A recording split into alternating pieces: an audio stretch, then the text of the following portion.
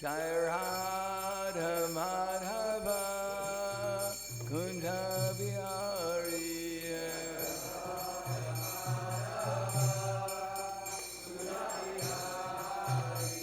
Jai Radha Madhava Kunda Bihari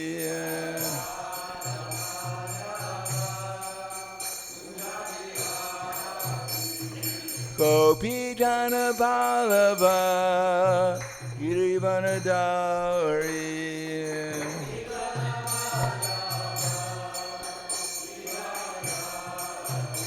Gopi Jana Vallabha Girivanadari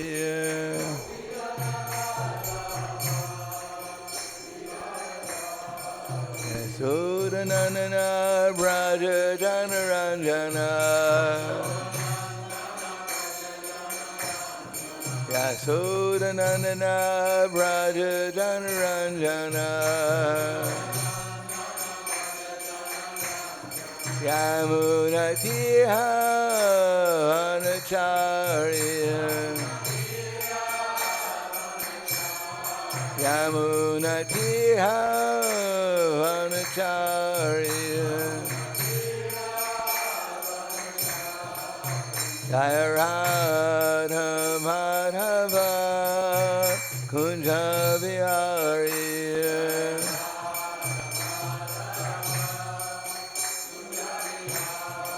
Jaya Radha Madhava Kunja Bihari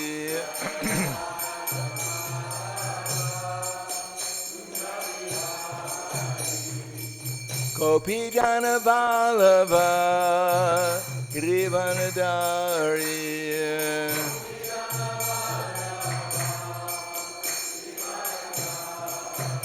Gopi Jana Vallabha Girivanadari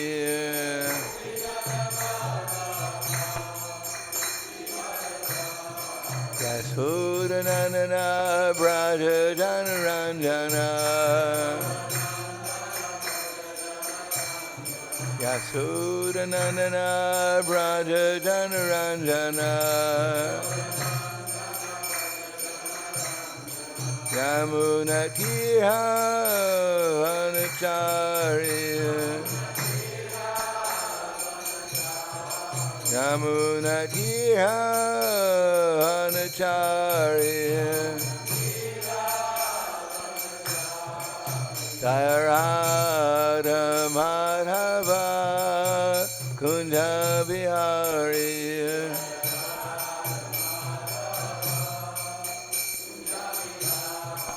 Jaya Radha Madhava Kunja Bihari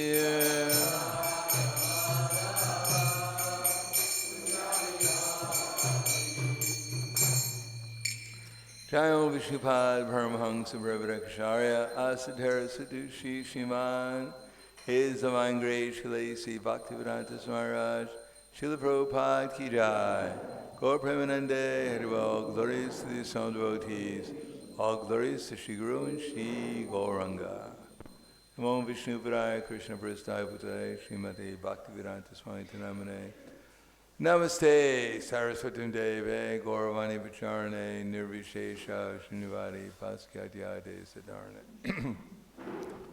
Om Agyanatamirandasya Gananjana Salakaya Chaksur Militam Yena Tasmai Shri Guruve Namaha Shri Chaitanya Manobishtam Stapitam Yena Bhutale Swayam Rupa Kadamayam Tadati Swapadantikam Vandeham Shri Guru Shri Yuta Parakamalam Shri Guru Vaishnavam Cha Shri Rupam Sagradatam Sahagana Raghunatam Vitam Tam Sajivam Sadvaitam Savadutam Prajana Saitam Krishna Chaitanya Devam Shri Radha Krishna Padan Sahagana Lalita Shri Visakan Vitam Cha Hey Krishna Karna Sindhu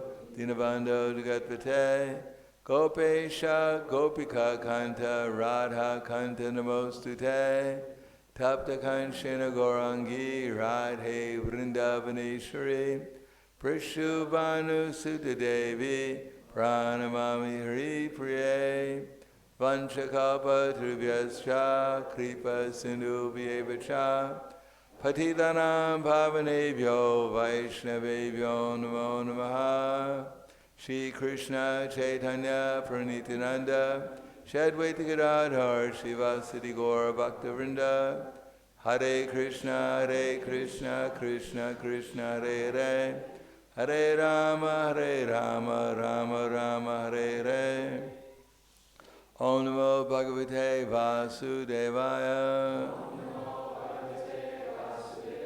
Om Namo Bhagavate Vasudevaya Om Namo Bhagavate Vasudevaya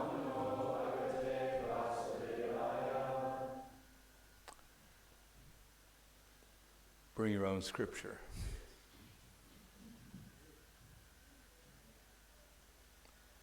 So reading from the Srimad Bhagavatam, Canto 3, Chapter 21, text number, what's the text on the board there? 21.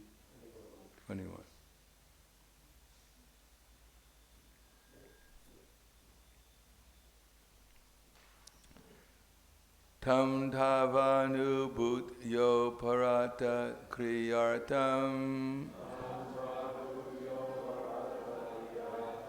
samaya vartita lokatantram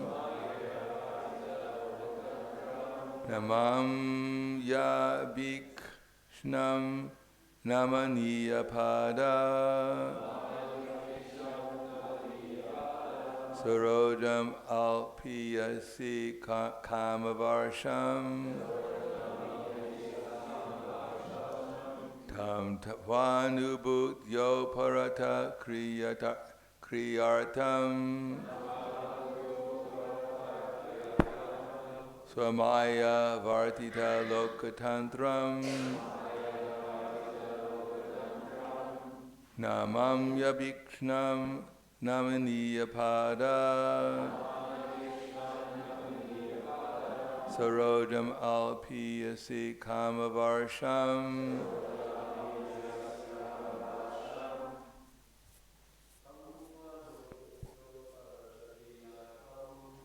Dvanubhutyo parata kriyartam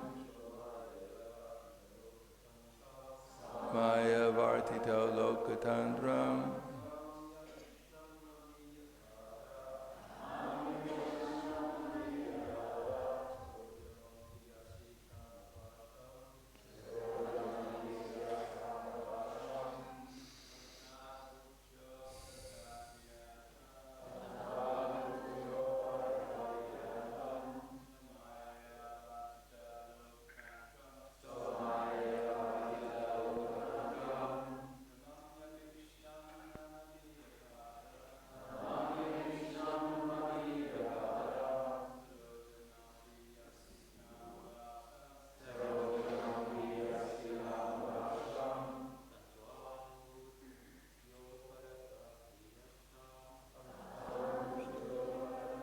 Good. Yeah.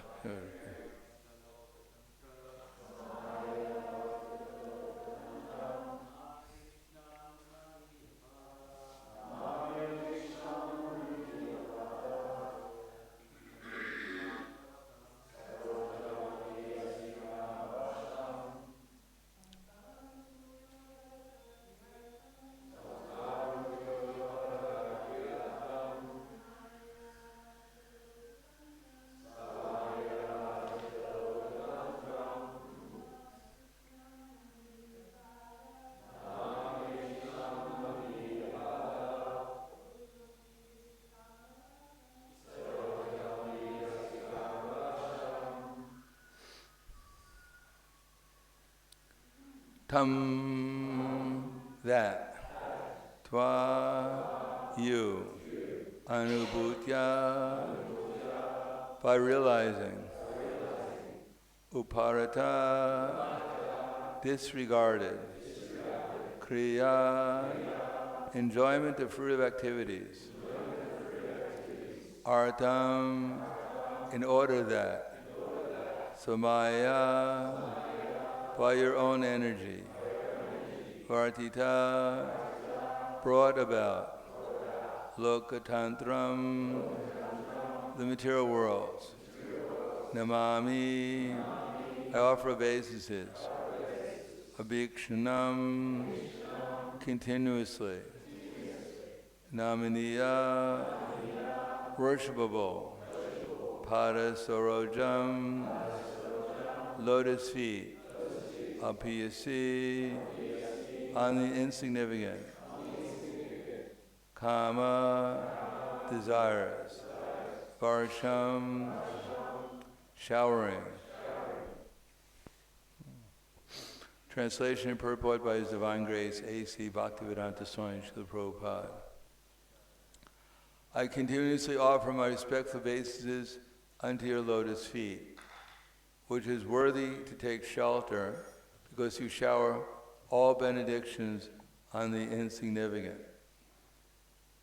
To give all living entities detachment from fruitive activities by realizing you.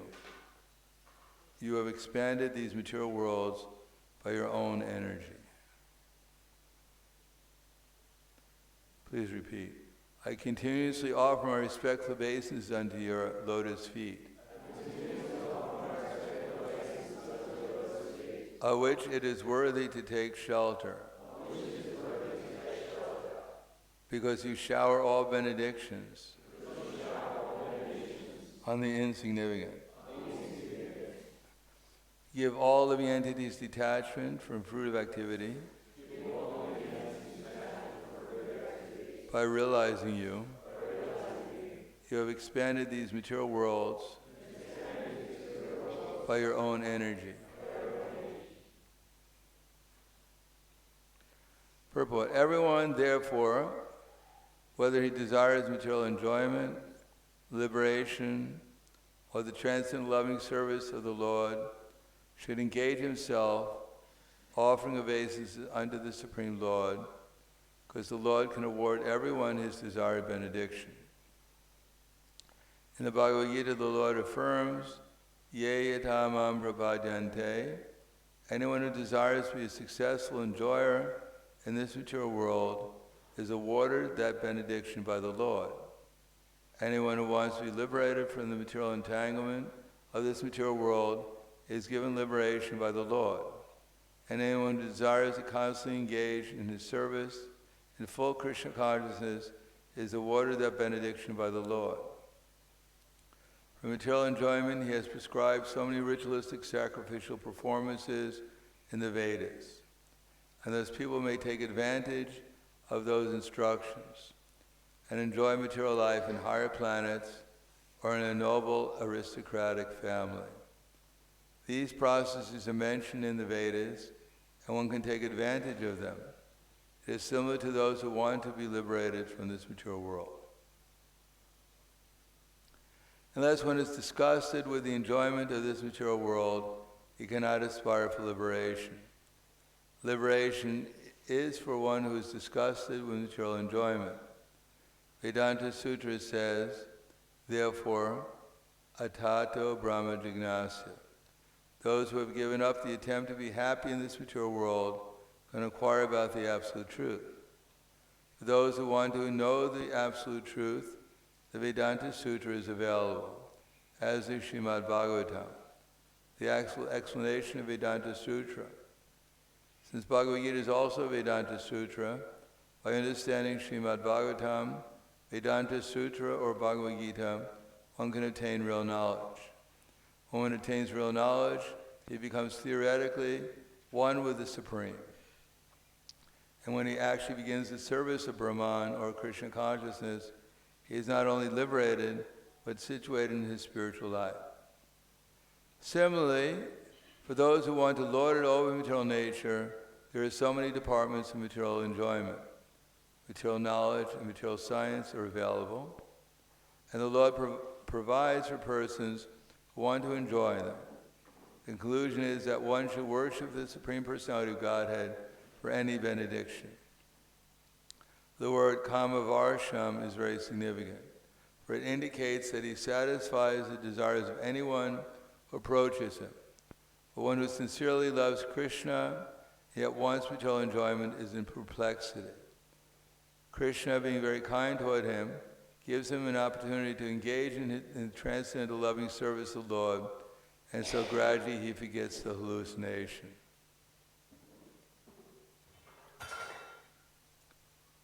Tvam tvanubhutyo parata kriyartam swamaya vartita lokatantram namamya vikshnam namaniyabhada sarojam apiyasi kamavarsham. I continuously offer my respectful obeisances unto your lotus feet, which is worthy to take shelter, because you shower all benedictions on the insignificant. To give all living entities detachment from fruitive activities, by realizing you have expanded these material worlds by your own energy. Namo Vishnu Varaya Krishna Prasthaya Bhutaya Srimate Bhaktivedanta Swami Namane Namaste Saraswatunde Ve Gauravani Pacharane Nirvishesha Shunyavadi Paskyatyade Satarne.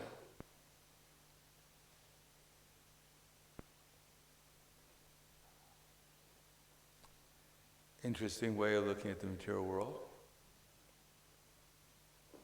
When it says Krishna showers all benedictions upon the insignificant, then everyone should be getting a lot of benedictions. But I think what it refers to here is that akama sarvakama va moksha kama udarati tivrena bhakti yogena yajeta purusha para.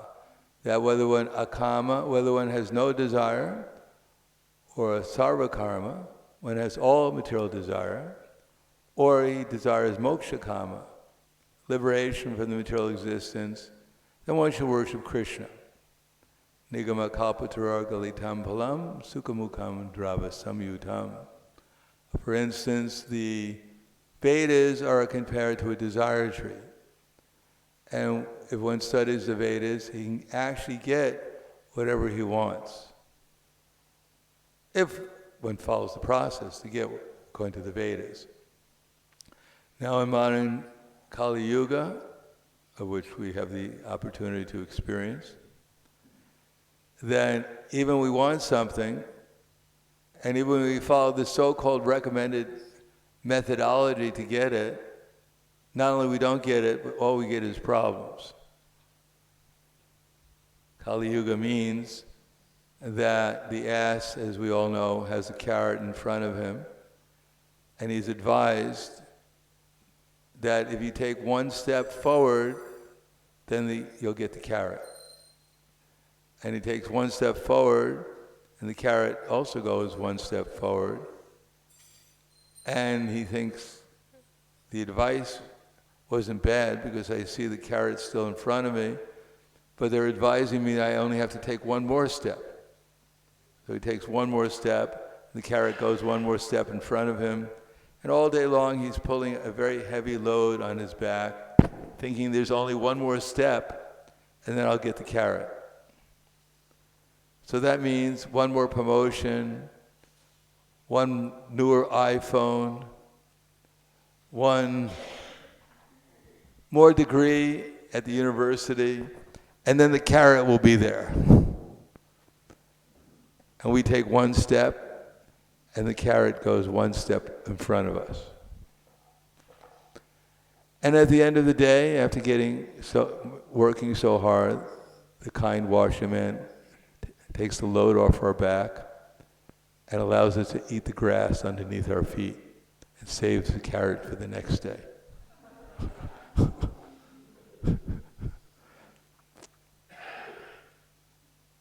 But Nigama Kalpatara Galitam Palam. The Veda, Nigama Kalpatara, is a desire tree. And if one wants the carrot, then if we follow the Vedas, we'll actually get the carrot until we get sick of carrots. And then we'll realize, like Dhruva Maharaj, he wanted a big carrot. He wanted a kingdom greater than that of his great-grandfather, Lord Brahma. To get a kingdom the size of Uttampada,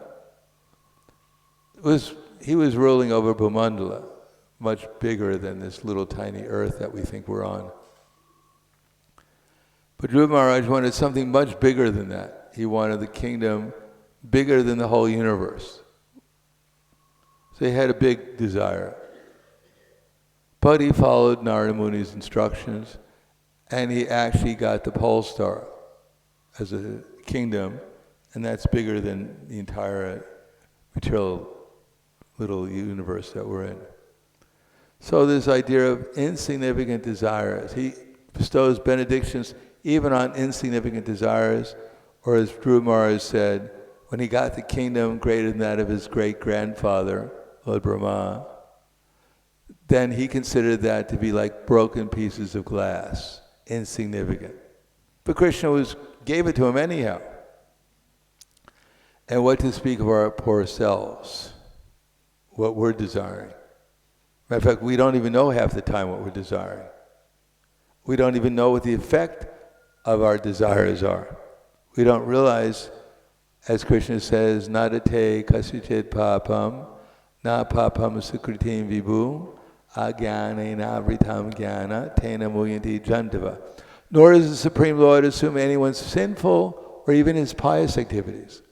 The embodied souls, however, are bewildered by the ignorance which covers their ill knowledge. So in the purport, Prabhupada says that desire is a subtle form of conditioning for the soul.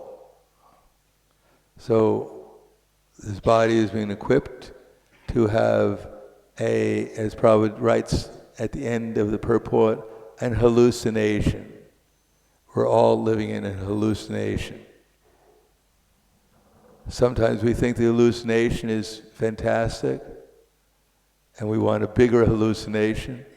And sometimes we want to get out of the hallucination, and sometimes we get a little bit of insight and we think we're self-realized. We think we're God's gift to the Hare Krishna movement. So when our hallucination is very, very strong, then we think we're the controllers. We think we're actually controlling this body. We think we're controlling our wife, our children, our husband, and if nothing else, at least our pet dog. He bows down when we come back. He does downward dog.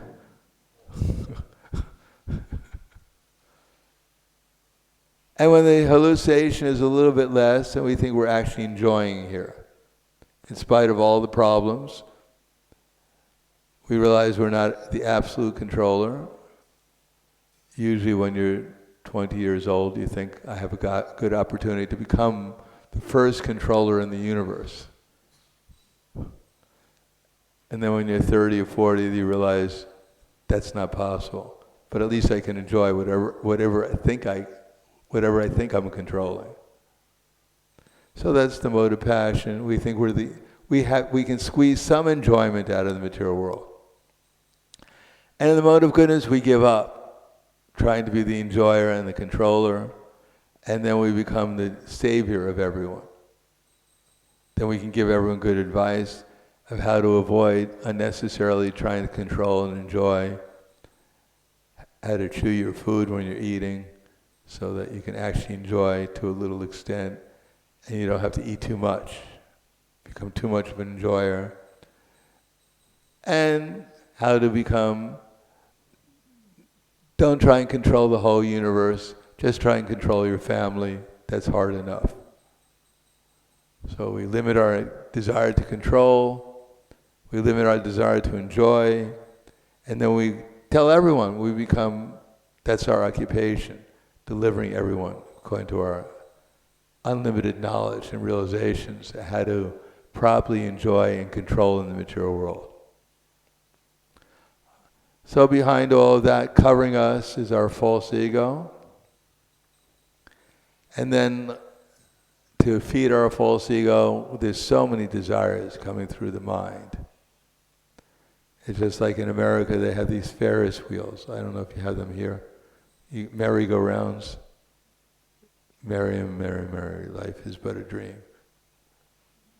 And at least in America, when I was there, you'd ride on your horse, which was going up and down.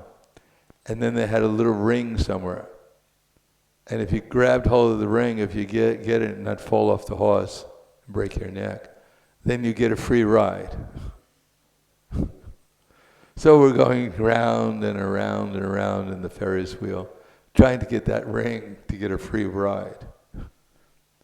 But of course we don't need a free ride. This Ferris wheel goes round and around forever, riding on our pony. So the thoughts are going through our mind, and we're thinking, let me grab one of them. That will actually give me some happiness. Because there's so many thoughts going through our mind that we don't know which one to grab, and therefore we have to go on the internet and search. See how many likes everyone else has grabbed the same thing as.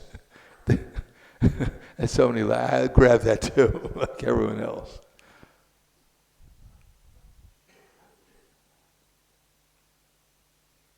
And that way we're grabbing so many desires, and Krishna is noting within our heart which desire we want to grab, which desire we grabbed, and what's the result of grabbing that desire. So that's called thinking, feeling, and willing, which are all just prayers to Krishna. Krishna is there. He's noting what we're desiring. He's noting what we're feeling, which one we really feel that this is the one I really want. And which one we're willing to take the energy to actually put our money on, to put our energy on, so we actually perform some activity. So Krishna is noting it, and behind all this is that little tiny soul thinking, will this really make me happy? Well, I got a lot of likes on Facebook, and I got a lot of positive reviews on Amazon. Let's give it a try. And then Krishna arranges the material energy, gives the soul the opportunity to see what this tastes like or that tastes like, what that experience is like, what it's like to possess this. And then life goes on. And Krishna is noting everything down, taking our order. We have he's like the waiter, and he's taking our orders. And then eventually Maya comes and serves out our order.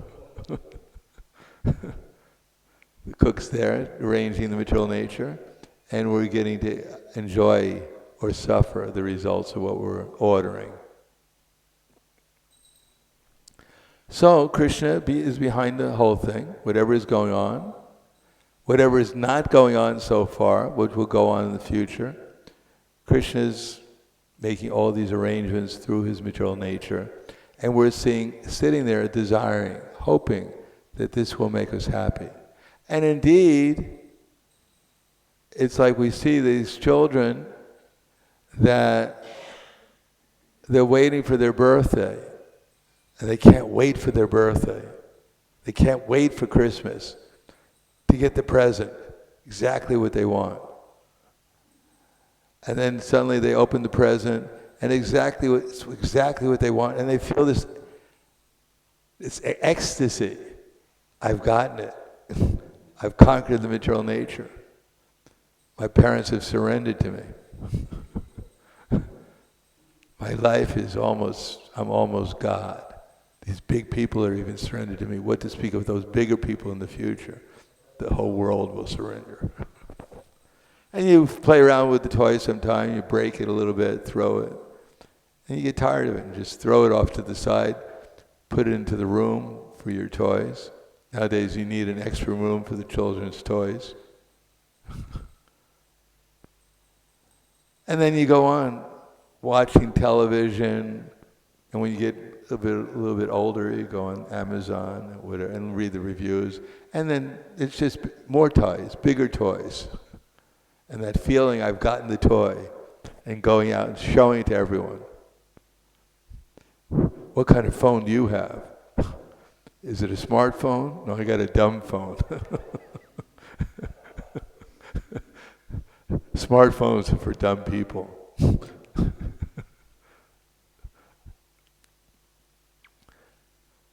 The memory's getting bigger to make up for my memory getting smaller.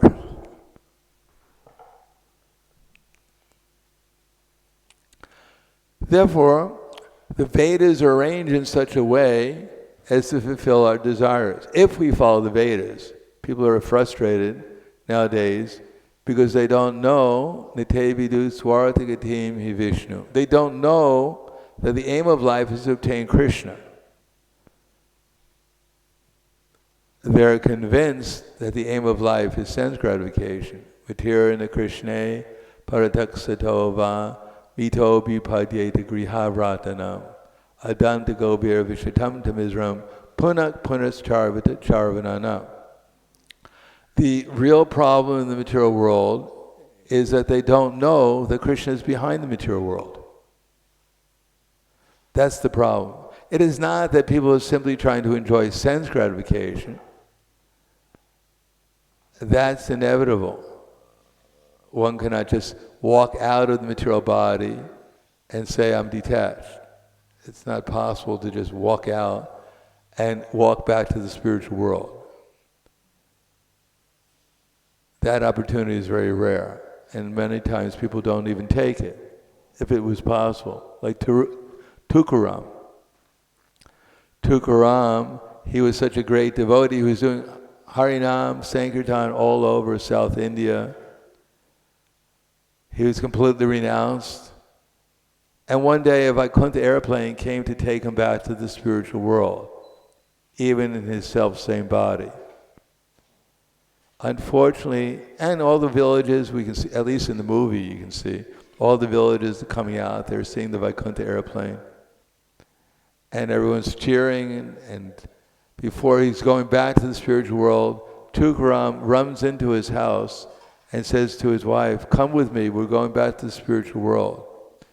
And his wife goes, well, you go back to the spiritual world, I have so much household work to do, I can't go back right now. So Tukaram, what he can do? He joins, he enters into the Vaikuntha airplane, and his wife thinks, what did I just do? Wait a second. And she runs out to get into the airplane's going, has taken off, and she's going, oh my Krishna. She had the opportunity, but she just didn't take it. So that may be possible for some very, very rare instances. But in the meantime, as we're struggling in the material world and struggling with the material world, Mamai Vangso Jiva Loke Juva Budak Sanatanam Manakshastran Indriyani Prakriti Stani Karshite. That the living entities, Krishna says, they're my fragmental parts and they're all eternal, but due to conditioned life, they're struggling hard with the six senses, which include the mind. And Krishna says, as Prahlad Maharaj says, that there's no enemy in the material world except for the uncontrolled mind. Udarat atmanatmanam atmanam avasarayat atmaiva yatmano bandura aimaiva ripur atmanaha. Then a man has to elevate himself by his own mind and not degrade himself. The mind is the friend of the conditioned soul and his enemy as well. So, uncontrolled mind, what does it mean? It means the mind which is not being directed by the Vedas, not being directed by Krishna. That it is not possible to grab the mind and to control it in some way because we're not the mind, nor we have any influence over the material energy. All we have is influence over Krishna. by our desire. Now, while we're conditioned, there's going to be two types of desire. There's going to be material desire, and hopefully we become attracted to spiritual desire. Now, material desire is manifested as eating, sleeping, mating, defending, as principal material desires. And spiritual desires means basically engaging Krishna's service by hearing about Krishna, chanting Hare Krishna, hearing Srimad Bhagavatam, Bhagavad Gita, chanting Hare Krishna, worshipping the deities, serving the devotees, and trying to make our home life spiritual, and trying to make the whole world spiritual by delivering Krishna consciousness to others. That's spiritual life.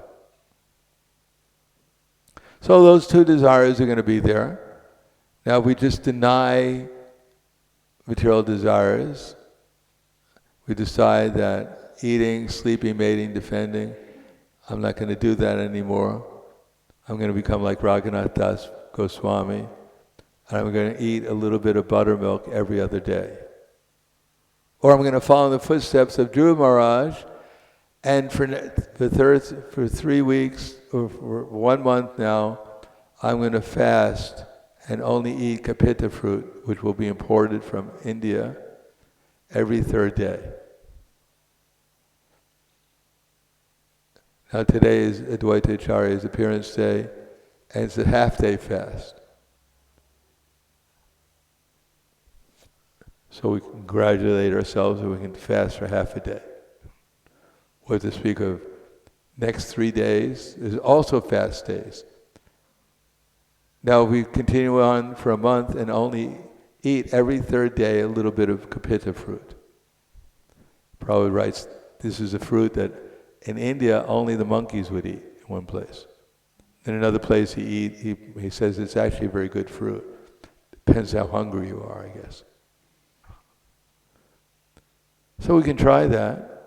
And certainly, if we follow a diet, even a very strict diet, we'll feel healthier at least. It's easier to chant Hare Krishna. If it's not too much, or else like on Nirjala Ekadasi, one makes the vow, I'm going to follow Nirjala Ekadasi for the whole year, which means I'll have 3 big meals on Ekadasi and I won't drink a drop of water. That's called Nirjala, no water.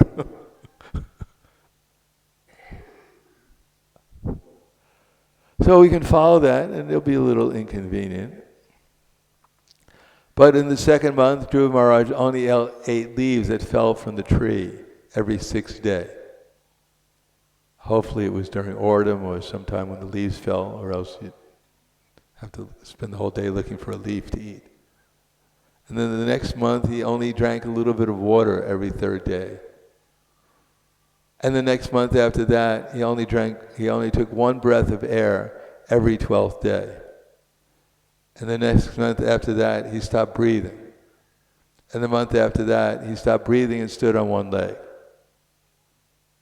So is anyone prepared to follow Dhruva Maharaj's example? And in 6 months, you can realize Vishnu, Krishna will come to you. In 6 months, the whole universe will stop breathing with you. I don't think we're prepared to follow that austerity, to realize Krishna. But if we can just, Prabhupada said, if we can just eat prasadam every day, we're doing quite well. If we can just chant our 16 rounds a day or more, chant Hare Krishna, worship the deities, hear Srimad Bhagavatam, Bhagavad Gita, that this is the formula for freedom. Raga dvesha vimuktastu vishanindran atmavaisharvide atma prasadam adhigachati.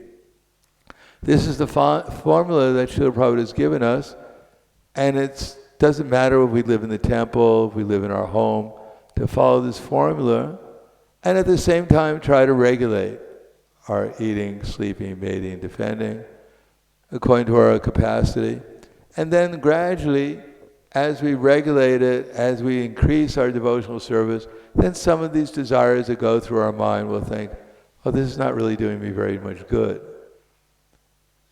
This is actually making me feel, it's just a covering.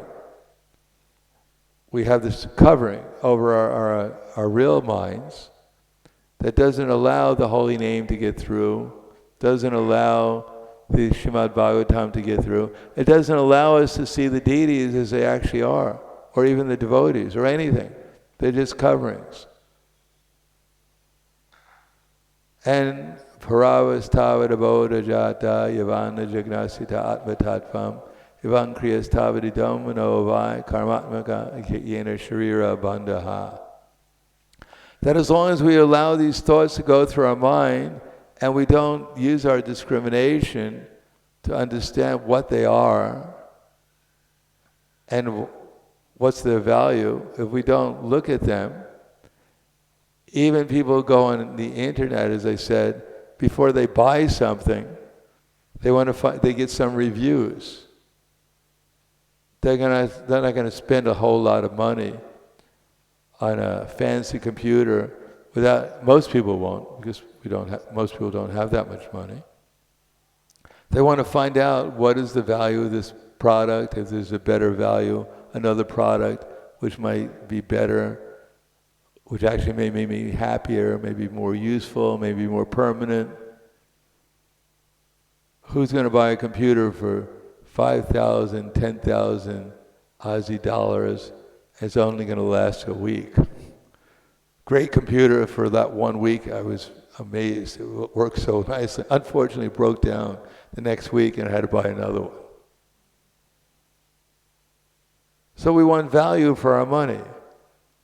So Maya is offering us different things, and we should try and figure out whether we're going to get the value for our effort, for our desire, for our feeling. Do we want to really fall in love with this desire? Will I get the benefit that this desire is promising? Is it worthwhile? And of course, because we're conditioned, so many desires, and we don't even think. Is this real? Is this real? Should I spend my money? Or should I spend my effort? Does she really love me? She loves me not. She loves me not. She loves me. She doesn't love me? She loves my money. Do I really want to spend my energy? I hate this person. I got to get even to them. Life after life, I'm coming back here. They stole my glubjamin. I'll never forgive them. Only time separates between my sweet revenge. And if I don't get them, the Yamadutas will get them. Do we really want to spend our energy on that and come back life after life? Punak punas charvata charvananam. To fulfill big desires or little desires? Well, first of all, we have to give up the little desires. And therefore Chaitanya Mahaprabhu's wondering, why is it I chant Hare Krishna and I don't feel anything? And if we don't feel anything, then why will we continue to chant or to pay attention? If we don't get a higher pleasure than material pleasure, then obviously I might as well chant Hare Krishna and think of material pleasure. Maybe I'll get that instead. Then our chanting goes from Hare Krishna, Shnek, Shnek, Ram, Ram, De, De, De, Heke, Heke, Ram, Ram, Ram, De, De. And the only one, so if we don't get the higher taste, then, well, automatically, even if externally we may appear to be devotional, we're going to have to think about the lower taste. And those are available, and Krishna may give them to us, because we're asking Him for them in some way. Like Dhruva Maharaj was asking Krishna for something, Krishna eventually gave it to him. So it says that we chant Hare Krishna with a fence, that actually what will grow are the weeds, not the Bhakti Lata Bij,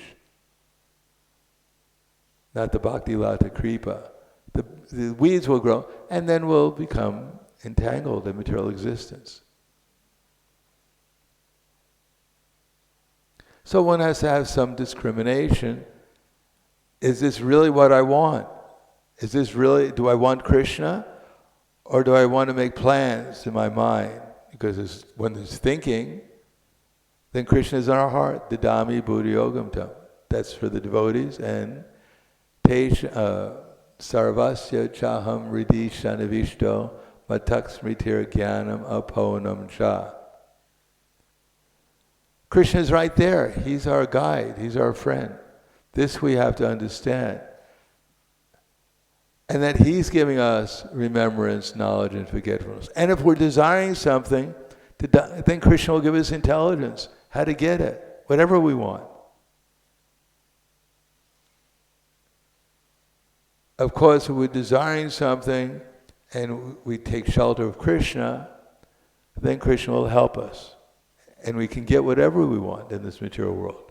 And if we desire something, we take shelter of someone who has no knowledge, Andarya Tandira Pigimanaste Pisha Tantra Urudami Bara, who's as foolish as we are, and we take their lead, then we'll just become foolish like they are. Therefore, Mahajano Yena Kata Sapanta. So we have to find a Mahajan. Who's a Mahajan? They know at least three things. They know Brahman, they know Paramatma, and they know Bhagavan. Those are the Mahatmas. And they're not just like some sentiment or some opinion, some speculation. They're what's real. The fact that we're not this body is real. Everything else, when we're identified with this body, is simply an hallucination. The fact that there's this person guiding every living entity, Paramatma, that's real. Not only us, but everyone is being guided by Paramatma. And He wants to guide us back to the spiritual world, but if not, then He'll guide us towards whatever we're looking for. If we want sugar, we want these Bangalarti sweets, we may look for them, but He's empowered the ant much more than us. Just like there was a little ant on my garden. I'm sure he took off for the Mangalarti sweets. Why waste your time on a mere flower when you can get the whole thing? So Krishna's empowered him. That's what he wants. He wanted to get sweet. He spent his whole last lifetime getting drunk at the bar. Cost him all his money. But now he's an ant. One little pinch of sugar, that's 3 weeks of intoxication. And he doesn't have to work for it. And Krishna tells him where it is. So Paramatma is there for every living entity, including the ant, what to speak of ourselves. One time I was in the garden with Srila Prabhupada. Karanda Prabhu was there, who was in charge of that part of North America, Los Angeles. And when Prabhupada was talking to us for some time, and every once in a while, one time he stopped and he looked at me and he said, "Do you see that bird in the tree?" So at that time I used to wear glasses and didn't have my glasses. So I was looking and I said, "I can see the tree." I was thinking, but I don't see any bird. But if Prabhupada said there was a bird, all right, there's a bird. So he said, "Yes, Prabhupada." And he said, "In that tree there's a bird, and he has his nest, he has his wife, he has his children, he gets the worm every day. Krishna's giving him everything he wants. So why do you think he won't give you what you want?" They said, "Yes, Prabhupada." So Krishna is supplying all living entities. Paramatma is there to tell us if we want something. And He's there to especially guide us to come to the association of devotees so that we can actually go back to the spiritual world. If not, there's so many things to enjoy in the material world, so-called enjoy. Different levels of lording it over and enjoying and coming to a more mode of goodness. But the te vidu swartikatim hi Vishnu, people don't know that the goal of life is to obtain Krishna. If we take shelter of this body, we're lost. We take shelter of the Vedas and Paramatma, we can get anything we want in the material world much more easily. We won't have to stand on our tiptoes for 120 years of the demigods and get eaten by moths like Hiranyakashipu to become the ruler of the universe. Krishna will help us and make it a little easier. But they don't know that our actual goal is to obtain consciousness of Krishna, to get rid of all these coverings so that we can actually come to the platform of love for Krishna. As the coverings go away, as we become more conscious of Krishna, chanting the holy name, then ruchi. First, the holy name will help us get free from our sinful desires. Then it'll teach us how to live in the material world in the mode with how to eat properly, how to sleep properly, act piously, perform devotional service in a regulated way, which is the piety in this world, and then become detached from all these material desires, anartha nivritti. The desire may come, but we'll see this is not what I want. I don't want to buy that thing. Let someone else take it. And the real desire may come and it's, that's what I want. I'm going to chant my rounds. Krishna goes, beep, beep, you have 5 rounds left. Oh, come on. I'm tired. Okay, Krishna, thank you for reminding me. Hare Krishna, Krishna Krishna, Hare Ram, Hare Ram. So then desires, spiritual desires will come and we'll accept them. We won't think, oh Krishna, why are you bothering me now? Thank you very much. I'll do what you were asking me to do. Thank you for reminding me. Then one can actually accept real devotional service. When all these desires, we get accustomed, let the desire go away. It's coming, it's going. It's not what I want. I want Krishna consciousness.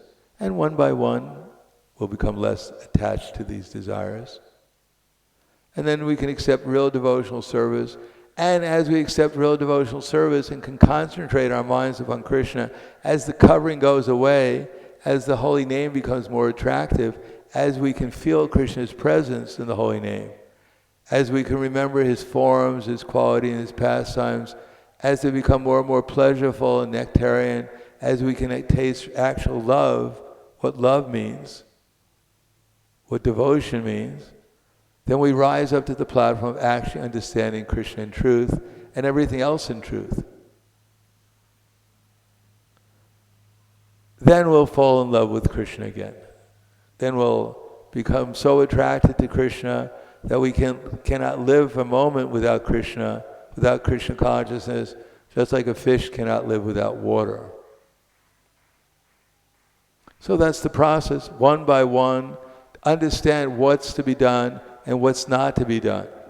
What will help us become Krishna conscious and what will impede our Krishna consciousness. And then make the proper choices, and then gradually Krishna will help us so we can make progress towards the spiritual world, spiritual consciousness. Get rid of these upadis. Evamana karma prasam pranyukte avidyaman upadiyamane pritirna yavan maya vasudeve mochite nimuchite yogena tadva deha yogena tadva. Prahlad Maharaj said that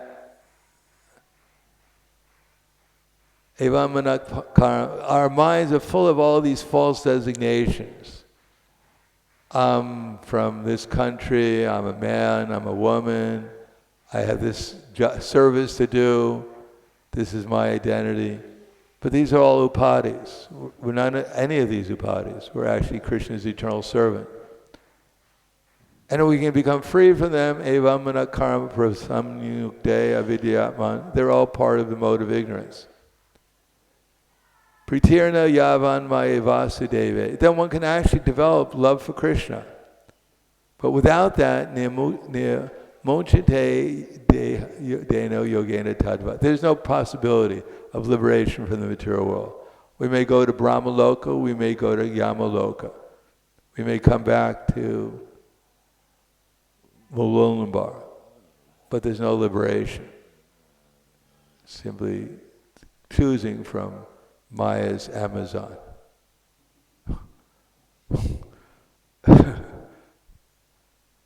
So today is Advaita Acharya's appearance day. He was out of compassion and love for all living entities. He came and he brought Chaitanya Mahaprabhu here. So we honor him today because out of his immense compassion for us, his love for us, he's brought Chaitanya Mahaprabhu, and now we have to take advantage. He's the Acharya, Advaita Acharya, Bhakti Samshanat. He was able to do what was necessary to give everyone the opportunity to become Krishna conscious. Therefore he's an Acharya. And we can all become Acharyas if we serve his desire and develop that desire to give everyone Krishna consciousness. That's Chaitanya Mahaprabhu's. He's the ideal personality, as Chaitanya Mahaprabhu said, Yari Deka Tari Kaha Krishna Upadesh Amar Agai Guru Tarha Desh. That the more whoever we meet, we see them not as a body, not as a personality, material personality. We see them as Krishna's eternal servant and act as an instrument for the acharyas to help them become Krishna conscious. Then the result is that Krishna will bestow all his real benedictions, his complete benediction, Krishna consciousness benediction. So I'll stop there. Thank you very much. Any questions or comments? Yes.